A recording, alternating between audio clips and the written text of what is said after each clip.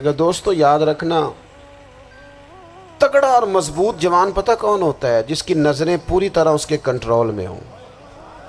یہ علامت جوانی ہے۔ جس آدمی کا پوری طرح، دو لوگ دنیا میں کبھی کوئی کارنامہ سر انجام نہیں دے سکتے، ایک جو حرام کھاتا ہو، ایک جس کی نظر ناپاک ہو۔ محمد بن قاسم جب یہاں آئے تھے نا، تو ایک دن بڑے پریشان تھے، تو ایک بزرگ کہنے لگے آپ کیوں پریشان ہیں؟ کہنے لگے راجہ دہر سے مقابلہ ہے اور ہماری فوج تو سندھ کے رستے بھی نہیں جانتی، زبان بھی نہیں جانتی، لڑیں گے کیسے؟ 2-4 دن کے بعد ان بزرگوں کی دوبارہ محمد بن قاسم سے ملاقات ہوئی تو بڑے خوش تھے۔ کہا اب آپ کیوں خوش ہیں؟ کہنے لگے وہ میرا مقابلہ نہیں کر سکتا، میں نے تحقیق کر لی ہے۔ کہا کیوں؟ کہنے لگے نظر کا گندہ ہے، اور جو نظر کے گندے ہوتے ہیں وہ میدانوں میں ٹھہرا نہیں کرتے۔ میدان کے لیے نکلنے کے لیے پاک جوانی کی ضرورت ہوتی، تطہیر مزاج ہونا ضروری ہوتا ہے، پاکیزہ افکار اور سچی اور سچی ستھری سوچوں کا ہونا ضروری ہوتا ہے۔ اس لیے فرمایا کہ میرا مقابلہ نہیں کر سکتا۔ حضرت عبداللہ ابن حذافہ کمرے میں تھے، تو وزیر کی بیٹی اندر سجی سنوری پہنچ گئی۔ جیسے ہی آپ نے اس کفر کی چال کو دیکھا تو تیمم کر کے نفل شروع کیے۔ وہ ساری رات بیٹھی رہی، رب کا بندہ ساری رات عبادت کرتا رہا۔ عبادت بڑا سہارا ہے، مصلی بڑا سہارا ہے اللہ کے بندوں۔ صبح دروازہ کھولا، وزیر نے اپنی بچی سے پوچھنا چاہتا تھا رزلٹ کیا نکلا، تو وہ کہنے لگی پیچھے ہٹ جا، اب تیرا میرا تعلق کوئی نہیں، میں نے نبی پاک کا کلمہ پڑھ لیا۔ اس نے کہا میں نے بھی زمانہ دیکھا ہے، پر یہ کیا لوگ ہیں، کستوری کے بنے ہوئے، سندل سے دھلے ہوئے، کہ میں ساری رات کمرے میں رہی اور 100 اور 1000 آدمی جس جوان کا مقابلہ نہ کر سکے، اتنا طاقتور جوان کمرے میں رہا اور اس نے نظر اٹھا کے نہ دیکھا۔ او کچا رنگ للاری والا جڑا چڑھدا تے لیندا رہندا ہے، اے عشق تیرے دا رنگ محمد چڑھیا پھر نہیں لیندا۔ میں کہا ایک دفعہ نظر اٹھا کے نہیں دیکھا، کمال ہو گئی۔ اتنے بڑے لوگ، اتنی بڑی سعادت مندی، فیروز بختی، معاملہ فہمی حد ہو گئی۔ اللہ اکبر۔ دوستو بادشاہ جب پوری طرح ہار گیا نا، اس نے کہا مار دو۔ تیل گرم کیا ایک کڑاہی میں، اور جب آپ کو اس میں ڈالنے لگے تو آپ کی آنکھوں میں آنسو آ گئے۔ بادشاہ کا خیال ہوا شاید نرم ہو گئے ہیں، کہنے لگا روئے کیوں؟ فرمانے لگے سوچتا ہوں جان ہی ایک ہے، کتنا مزہ ہے اس کی راہ میں جان دینے کا، کتنی لذت ہے اس کے نام پر مرنے میں، کتنا لطف ہے۔ جے تو چڑھیا اتے دار بھی نہیں، تے جے تو وکیا عشق بازار بھی نہیں، تے ایڈا سستا سودا پیار بھی نہیں، تے ایڈا سستا لبدا یار بھی نہیں۔ کئی جنگل گانے پیندے نہیں، کئی دوزخ لنگنے پیندے نہیں، جے وہ اس ملوں بھی مل جاوے، ایدوں سستا ہور بپار بھی نہیں۔ تے کچھ سمجھ نہ آوے لوکاں نوں وہ کادے نال شہید کرے، ڈٹھی یار دے ہاتھ تلوار بھی نہیں، پر او دا خالی جاندہ وار بھی نہیں۔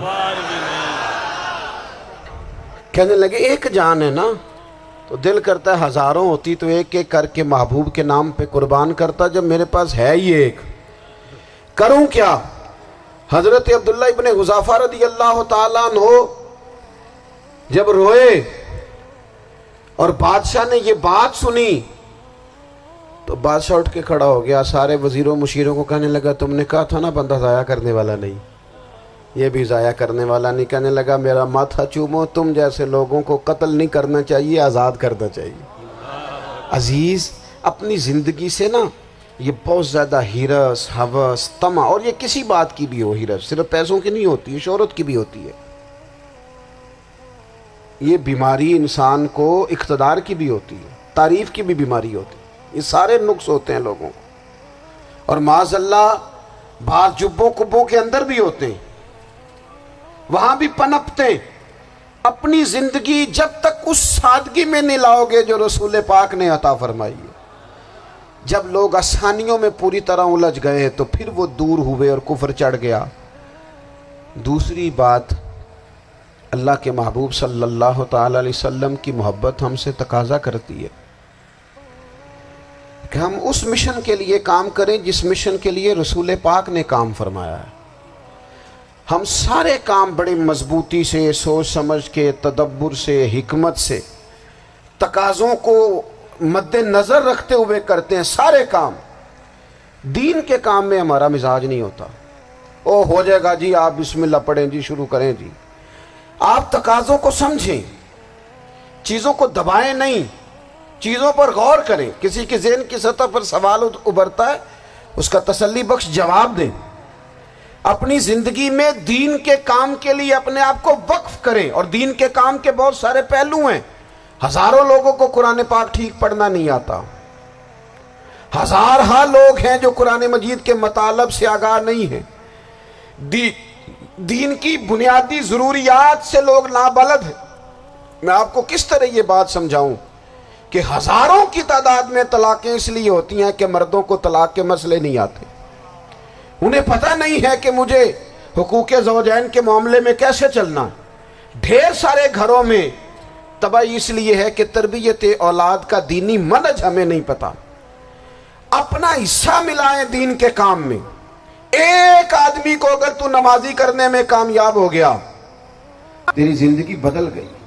وہ دین بیزار لوگ جو ہمارے بیچ بیٹھ کے ہماری نوجوان نسل کو پگڑی اور داڑھی کا نام لے کے بنیادی طور پر دین سے دور کرتے، ایسے نوجوانوں کو دین کا پیغام محبت دے کر دین کے قریب کرنا ہماری ڈیوٹیوں کا حصہ ہے۔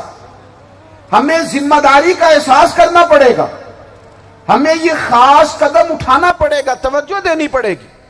مساجد، مدارس، میں آپ سے عرض کروں، اتنی ڈٹ کے مخالفت ہوتی ہے نا مدرسوں کی، اتنی ڈٹ کے۔ میں ادارہ چلاتا ہوں، اس کے چلانے میں جو مشکلات ہیں وہ تو ہم بتا نہیں سکتے آپ کو، اس لیے کہ میری قوم، میرا اس قوم سے تعلق ہے جو نعت خواں امیر کرنا چاہتی ہے، مدرسے نہیں۔ ہاں، نقیب خطیب پیدا کرنا چاہتی ہے، شعر و شاعری کی زندگی کو پروان چڑھانا چاہتی ہے۔ فقط ہمارا ان لوگوں سے تعلق ہے جو لاکھوں کروڑوں روپیہ محافل پہ لگائیں گے، اور قاری صاحب بیچارے اگر مسجد کا کوئی ہونے والا کام کسی وقت بتا دیں گے تو وہ بڑی مشکل آ جائے گی ان کے لیے۔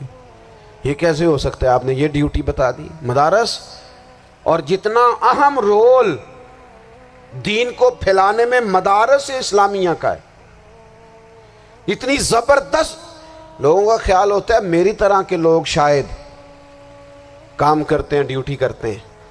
یہ 10-15 لوگ آپ کو نظر آتے ہیں جو آپ کو کہیں میڈیا پر یا ادھر ادھر ڈیوٹی کرتے، مخلص لوگ اپنی جگہ پہ، وہ بھی بڑا ہی کام کر رہے ہیں، جو میڈیا پہ آ کے بھی اخلاص سے اور درد دل سے کو دین کی، ان کی بھی کسی بات کی حوصلہ شکنی نہیں۔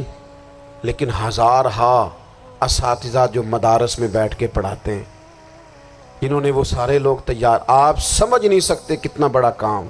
حفظ کا استاد جو ہوتا ہے نا، اس کی ڈیوٹی 24 گھنٹے ہوتی ہے، فجر سے پہلے، اور اس نے بچوں کو اٹھانا۔ تنخواہ تو ہم انہیں دینا نہیں نہ چاہتے جی، تنخواہ نہیں دے دی انہوں نے، ہمیں مولوی امیر نہ ہو جانا۔ مولوی نو تے سوٹ بھی 27ویں والی رات دے ہے تاکہ کدھر سوان کے عید والے دن پا نہ لوے، چونکہ 27ویں تو بات تے درزی پھڑتا ہی کوئی نہیں، کیوں حضرت؟ ایسے ہی ہے نا، اس وقت تو نہیں نہ لیتا۔ تو ہم چاہتے ہیں مولوی ہماری مرضی کے ہماری طرح کا سوٹ نہ پہن لے۔ مدارس کی مضبوطی، آپ یہ دیکھ لیں، یہ صلاح الدین ایوبی کا تعلق بھلا کس چیز سے تھا؟